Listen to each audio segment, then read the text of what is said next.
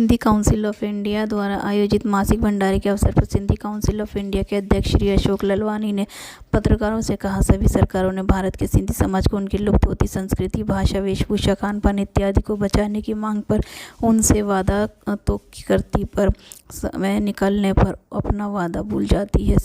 मैं सिंधी अशोक लालवानी सिंधी परिवार से आज जो है मेरे साथ मेरे साथी पंचायतों से, मंदिरों से, ठिकानों से अलग अलग जो है हमारे सिंधी लोगों के सामाजिक स्थान हैं, वहाँ से आए हैं। मेरे साथ दाईं ओर बैठे हैं नरेश बेलानी जी, सिंधु समाज राजेंद्र नगर। इस समाज के 10,000 से अधिक मेंबर हैं, देश विदेश के मेंबर हैं और ये जो है हमारे साथ जुड़े हैं। इस तरफ जो है मसन जी, नरेंद्र मसन जी, ये लाजपत नगर हमारे इस मंदिर से हैं और ये इनके साथ भी बहुत सिंधी समाज के लोग जुड़े हुए हैं। उस इधर बैठे हैं अपना कमल टेक चंदानी जी, ये भी सिंधी समाज से जुड़े हैं और उसके साथ हैं अशोक जी। अशोक जी भी ये सामाजिक आदमी हैं बहुत ही ज़्यादा और सिंधी परिवारों के साथ सुख दुख में खड़े होते हैं।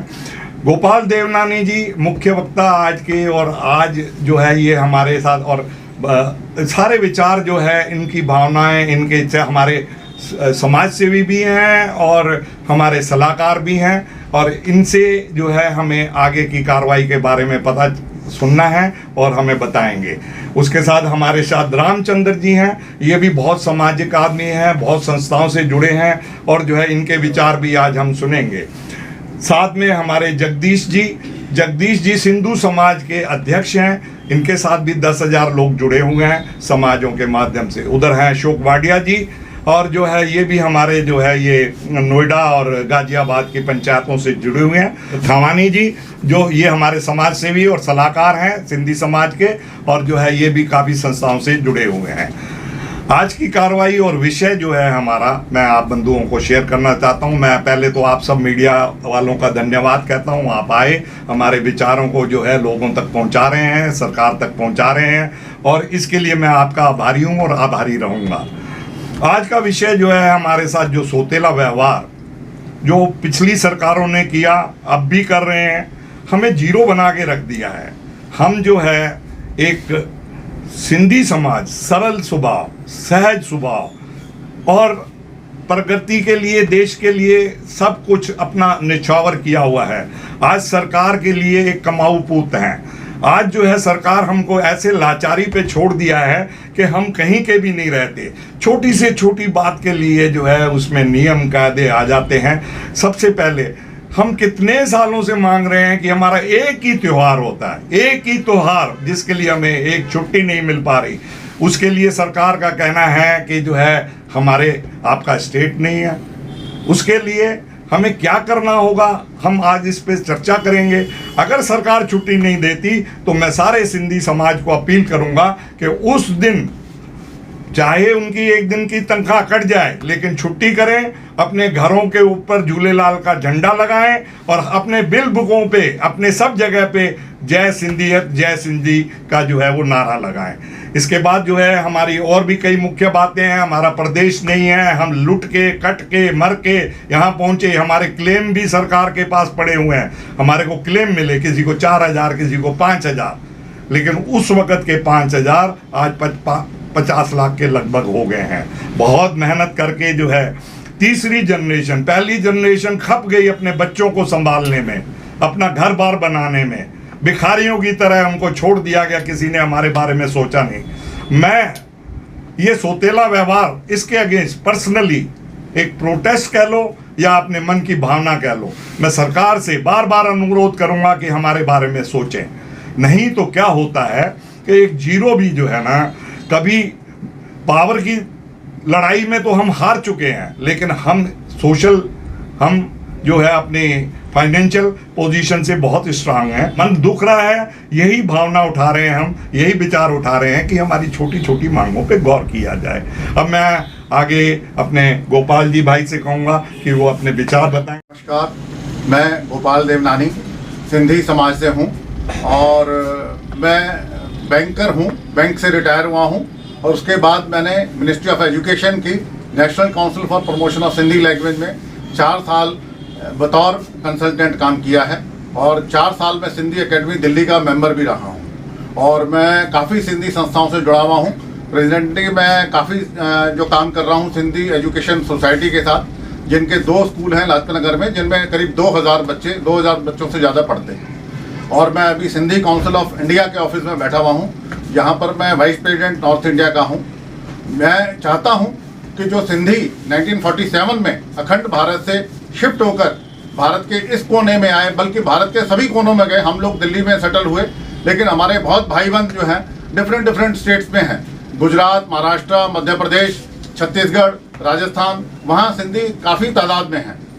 हमारा ये कहना है, जैसे अभी लालवानी जी ने कहा कि हमारा एक त्यौहार, जो सबसे बड़ा त्यौहार हमारा झूलेलाल का जन्म दिवस हम इनको मानते हैं, चेटी चंड वाले दिन भी हमारे नेशनल लेवल पे छुट्टी नहीं होती।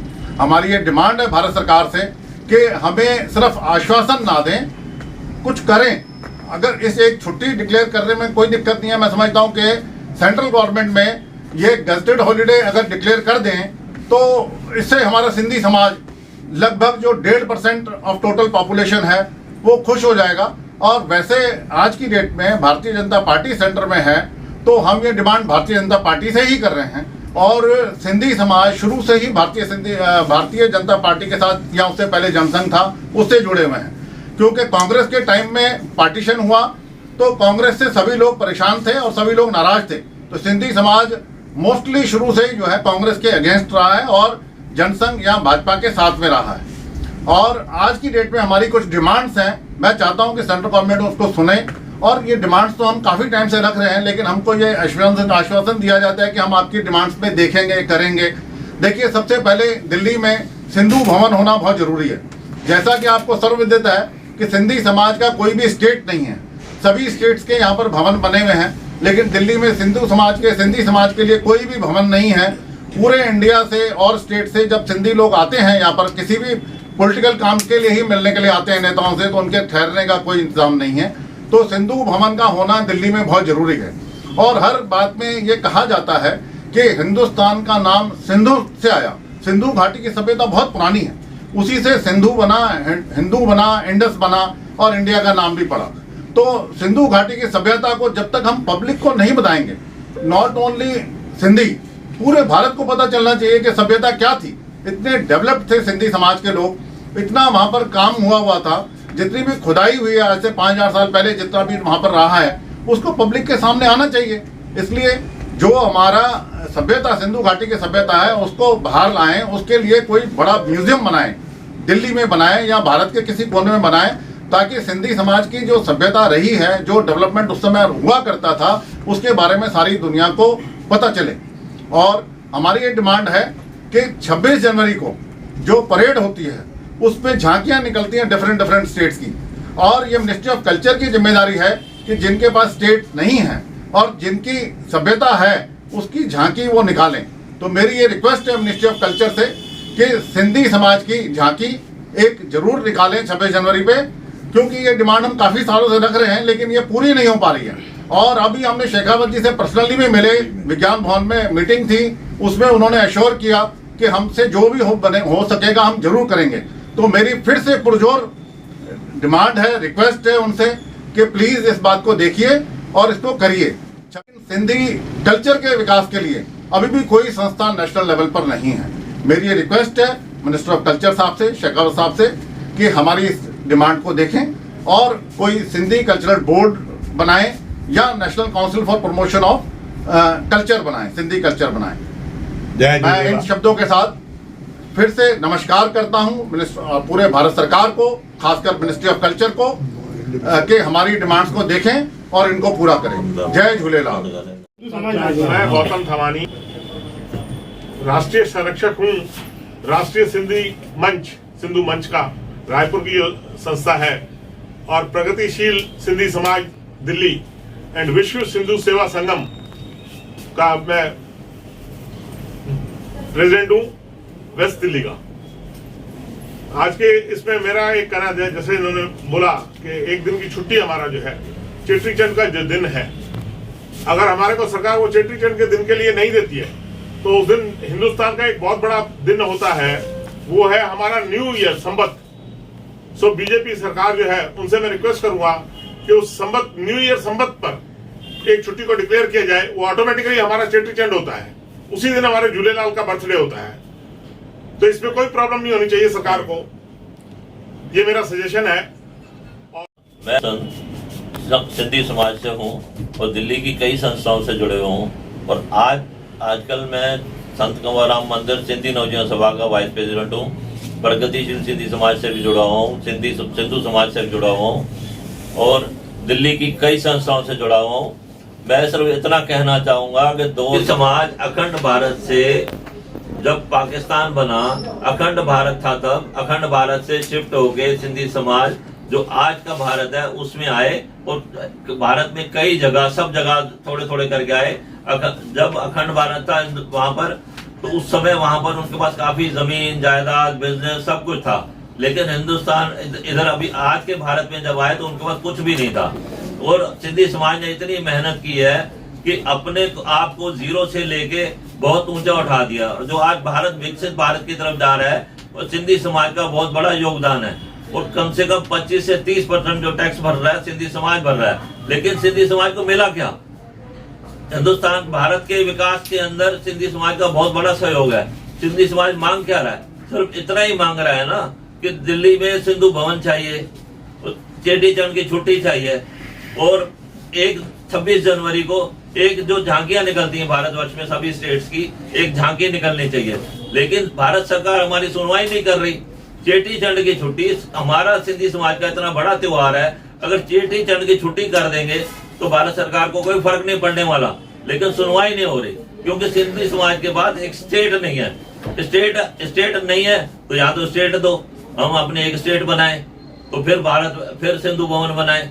लेकिन अगर ये पॉसिबल नहीं है तो कम से कम इतना हम अपील करेंगे भारत सरकार से कि एक दिल्ली में सिंधु भवन बनाया जाए ताकि ऑल ओवर हिंदुस्तान से, भारत से जितने भी लोग आते हैं वहां बैठ के अपना विचार विमर्श कर सके और भारत के विकास के लिए बातचीत कर सके, क्योंकि सिंधु समाज को बैठने की जगह नहीं है।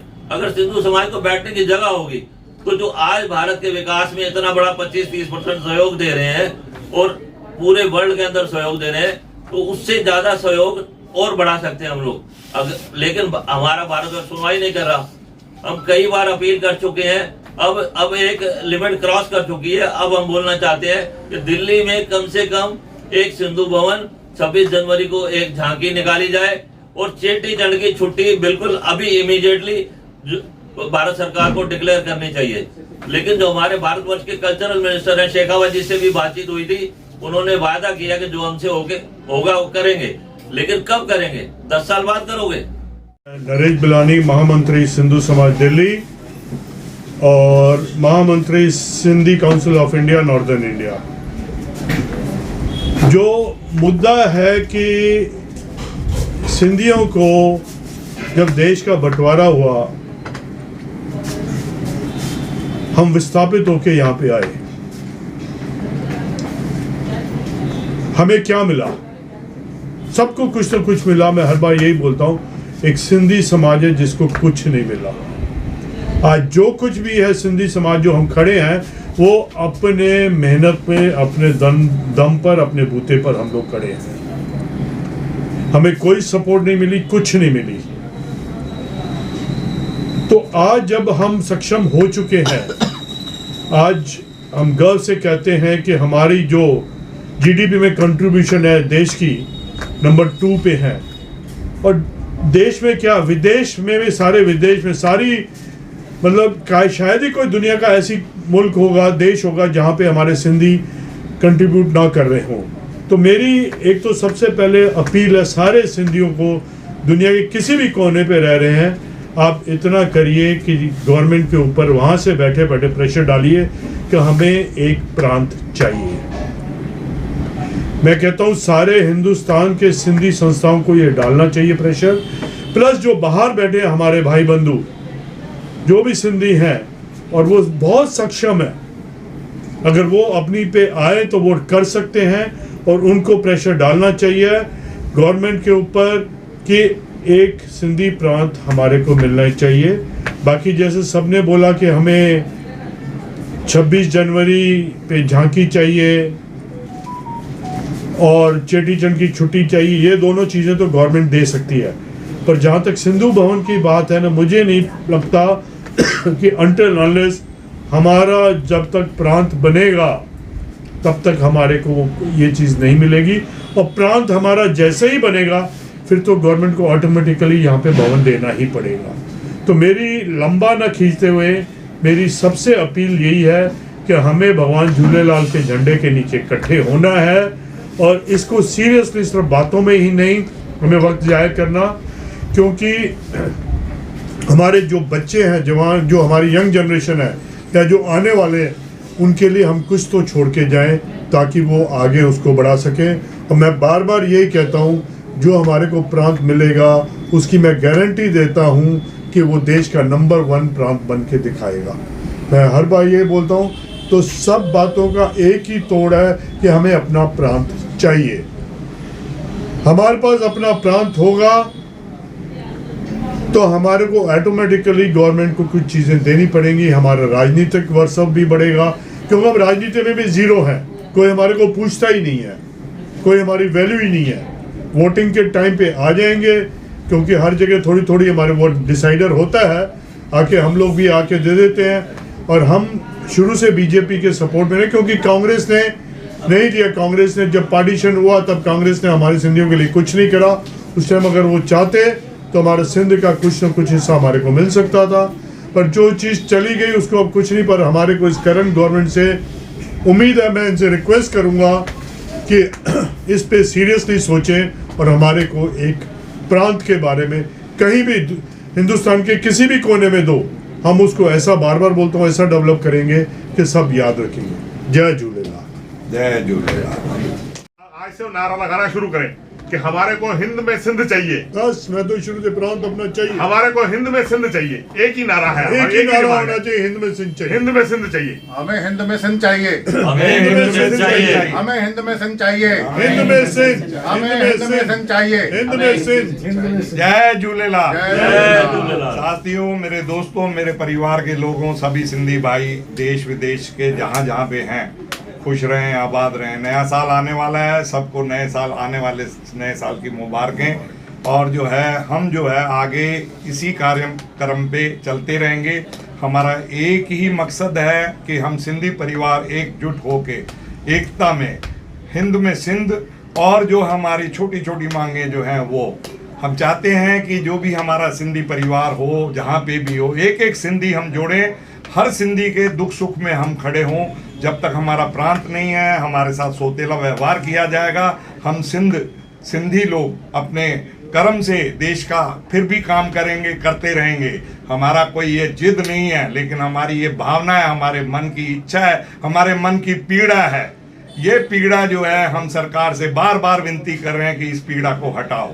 अब नए साल में, नए आने वाले साल में, फिर अगले नए साल के जो हमारा दूसरा इतवार आएगा, उस पे हम पूरी वेब मीटिंग कराएंगे, पूरे वर्ल्ड के लोगों को जोड़ेंगे और उनकी भावना सुनेंगे। और ये जो है हमारी जो बातें आज हुई हैं, मैं गोपाल जी से निवेदन करूंगा कि एक पत्र के एक ज्ञापन बना के हमें देंगे, ताकि हम जो है सब पंचायतों से 20-50 लोग इकट्ठे होके और जो है वहाँ की मिनिस्ट्री को और हमारे प्रिय प्रधानमंत्री जी के आगे रखें कि हमारी ये समस्याएं, हमारी ये ज़रूरतें, ये हमारी गुर्जू असांजियूं ये पूरी करें, हर हालत में पूरी करें, हमको कुछ तो दें।